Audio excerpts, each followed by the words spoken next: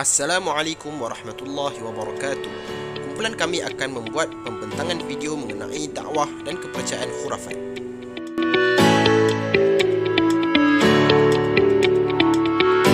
Kepercayaan khurafat adalah satu barah yang cepat menular dalam kalangan masyarakat mahupun pelajar universiti kerana kurang pendedahan terhadap amalan serta kepercayaan yang boleh memengsongkan akidah. Misalnya, permainan roleplay. Maka, individu dan juga institusi-institusi haruslah mengetengahkan isu kepercayaan khurafat yang bercanggah dari ajaran Islam kepada pelajar yang akan menjadi tonggak negara pada masa hadapan. Kerana kepercayaan sebegini dapat memengsongkan akidah orang Islam, seterusnya merosakkan imej negara Islam. Objektif utama adalah untuk mengkaji kepercayaan dan amalan khurafat yang dilakukan dalam kalangan masyarakat dan ciri-cirinya. Seterusnya, menjelaskan langkah untuk mengatasi amalan khurafat dalam kalangan pelajar. Akhir sekali, mendedahkan hukum dan kesan buruk terhadap kepercayaan amalan khurafat terhadap masyarakat dan juga pelajar. Khurafat ialah semua cerita sama ada rekaan, ajaran-ajaran pantalarang, pemujaan dan pelbagai lagi yang menyimpang dari ajaran Islam. Antara amalan yang sering kali dilihat dalam masyarakat kita ialah kepercayaan kepada keramat seperti kubur atau pokok, memohon bantuan dari jin, kepercayaan kepada pantang larang seperti tidak boleh keluar ketika gagak berbunyi kerana takut mendapat nasib buruk, percaya pada ramalan bintang zodiak dan memuja objek seperti keris dan azimat. Antara ciri-ciri khurafat yang boleh dikenal pasti pula ialah ianya tidak disasarkan pada nas-nas syarak sama ada dalam Al-Quran atau Al-Hadis. Ia juga bersumberkan pada kepercayaan karut seperti adat-adat lama yang bercanggah dengan Islam, sebagai contoh, adat memuja semangat padi untuk menarik rezeki. Dan akhir sekali, amalan yang dilakukan mempunyai unsur-unsur negatif pada akidah dan syariah Islam.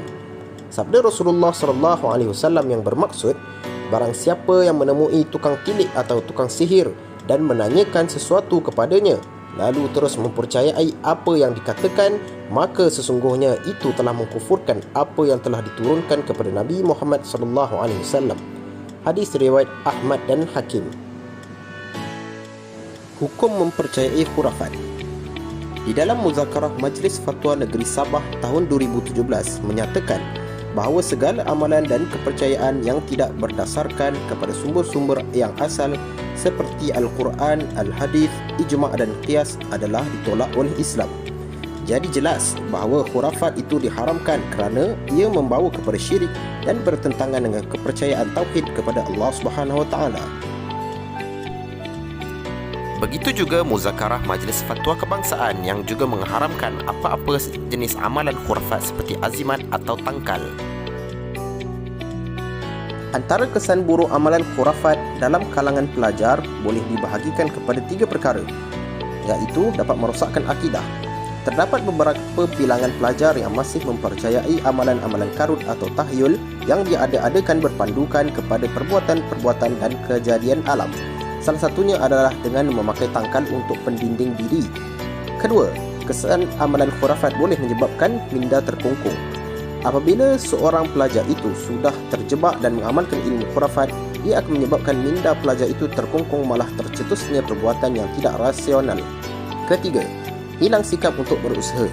Akibat sering berhadap kepada amalan khurafat seperti menanam duit untuk dijadikan ibu duit bagi menambah rezeki dan cepat kaya akan menyebabkan mereka sentiasa malas dalam melakukan sesuatu perkara. Langkah-langkah mengatasi amalan khurafat. Yang pertama adalah mengadakan kempen-kempen kesedaran tentang bahayanya amalan khurafat terhadap diri, masyarakat, agama dan negara. Kedua, menjauhi dan sekaligus menghapuskan adat-adat yang boleh menyebabkan kita menjadi seorang yang musyrik, memandangkan di Malaysia memang terkenal dengan pelbagai adat resam dan kepercayaan yang menjadi warisan. Ketiga, mengenakan hukuman yang berat kepada yang mengamalkan dan mempengaruhi orang ramai. Dan yang keempat adalah mewujudkan unit kaunseling dan pusat pembentukan akidah, terutamanya di kalangan pelajar, untuk memberikan kesedaran kepada individu dan masyarakat tentang keburukan amalan khurafat. Kesimpulannya, segala bentuk khurafat dan azimat sama ada yang berbentuk amalan ataupun kepercayaan boleh membawa kepada syirik dan kepada perkara yang bertentangan dengan akidah dan syariah Islam. Akhir sekali, kita haruslah berpegang teguh dengan ajaran agama Islam dan juga sentiasa memahami dan mendalami Al-Quran dan Sunnah bagi mengelakkan amalan khurafat ini terus berleluasa dalam kalangan masyarakat, khususnya masyarakat Islam kita sendiri. Assalamualaikum warahmatullahi wabarakatuh. Nama saya Nur Aminuddin bin Muhammad Khairul Tiruna Bukarasu. Jadi apa yang saya dapat daripada projek video ini adalah kepercayaan kepada amalan khurafat merupakan satu perkara yang membimbangkan dan ianya sedang merebak dalam masyarakat kita, khususnya para pelajar. Salah satu perkara yang menjadi punca kepada masalah ini adalah kerana kurangnya pendedahan tentang perkara ini kepada mereka. Maka berdakwah adalah satu cara yang efektif untuk memberi pendedahan kepada masyarakat, dan ianya adalah wajib dan penting bagi semua orang Islam. Jadi saya yakin jika semua orang memainkan peranan ini, maka perkara ini atau masalah ini dapat dibendung dan sekaligus menjadikan masyarakat kita masyarakat yang berkualiti. Itu saja dari saya. Terima kasih. Assalamualaikum, saya Nur Fatihah binti Ibrahim. Dalam penghasilan video ini yang bertemakan dakwah dan kepercayaan khurafat, saya percaya tugas untuk membendung amalan khurafat ini daripada terus berleluasa dalam masyarakat adalah tugas setiap pihak, tak kiralah individu ataupun institusi kerajaan dan swasta, dan tak terkecuali juga usaha dari diri saya sendiri. Ini kerana setiap daripada kita adalah pendakwah, dan kepercayaan khurafat yang dapat memisahkan akidah umat Islam ini semakin bervariasi sehingga mudah diamalkan melalui media sosial seperti permainan wow play di aplikasi Facebook. Assalamualaikum, saya Nurul Najwa Natasha. Sepanjang saya menyiapkan tugasan ini, banyak pengajaran yang dapat saya perolehi. Antaranya, kita sebagai umat Islam perlulah sentiasa bertawakal dan hanya bergantung kepada Allah, walaupun kita sudah berusaha dengan bersungguh-sungguh untuk mendapatkan sesuatu yang kita hajati. Dan bukannya kita mempercayai ataupun meminta bantuan kepada makhluk lain selain daripada Allah, kerana ianya hanya akan memberi kesan yang memudaratkan, dan kita juga tidak akan dapat sebarang manfaat daripada amalan khurafat ini. Assalamualaikum, hai, saya Ilana Sofia daripada Grup 2. Sepanjang saya menyiapkan tugasan ini, saya memperoleh banyak pengalaman dan juga ilmu pengetahuan. Sewaktu diselidik, dapati ramai mudah terjebak dengan amalan khurafat akibat terpengaruh dengan rakan-rakan dan juga kurangnya didikan agama. Apa yang boleh saya katakan, tugas ini sebenarnya boleh dijadikan iktibar ataupun pengajaran kepada saya sendiri untuk tidak terjebak dengan amal-amalan khurafat kerana ianya salah di sisi Islam. Justru nilai-nilai murni yang baik yang saya dapat sewaktu saya menyempurnakan tugas ini adalah nilai-nilai murni tolong-menolong dan juga bertolak ansur antara satu sama lain. Assalamualaikum dan salam sejahtera. Saya Nur Syazana Hanisa binti Muhammad Azli. Alhamdulillah, syukur ke hajat ilahi, saya dan rakan kumpulan lain berjaya menyiapkan tugasan video ini. Sepanjang menyiapkan tugasan ini, saya dapati masih ramai antara kita yang tanpa sedar percaya akan ramalan dari nombor tarikh lahir, zodiak dan sebagainya. Segala sumber rujukan yang digunakan untuk mencari maklumat berkaitan amalan khurafat ini juga berjalan dengan lancar tanpa sebarang masalah.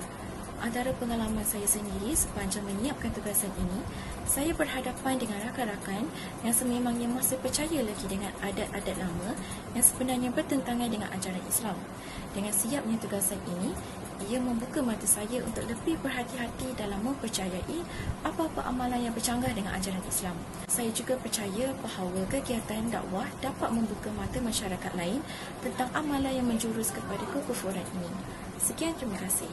Assalamualaikum warahmatullahi wabarakatuh. Nama saya Ahmad Razali bin Buhiri. Saya ingin refleksi tentang dakwah. Tujuan dakwah ialah untuk menjemput orang Islam dan bukan orang Islam untuk lebih mengenali dan memahami ibadah seperti solat, puasa, haji dan lain-lain lagi. Dan dakwah juga berkaitan tentang untuk lebih mengenali tentang Nabi Muhammad SAW. Akhir kata, kita mestilah berdakwah dengan ikhlas dan penuh dari hati, berniat kerana Allah Ta'ala, dan kita mestilah menghindari daripada perkara syirik dan yang dibenci oleh Allah Subhanahu Wa Ta'ala. Sekian, terima kasih.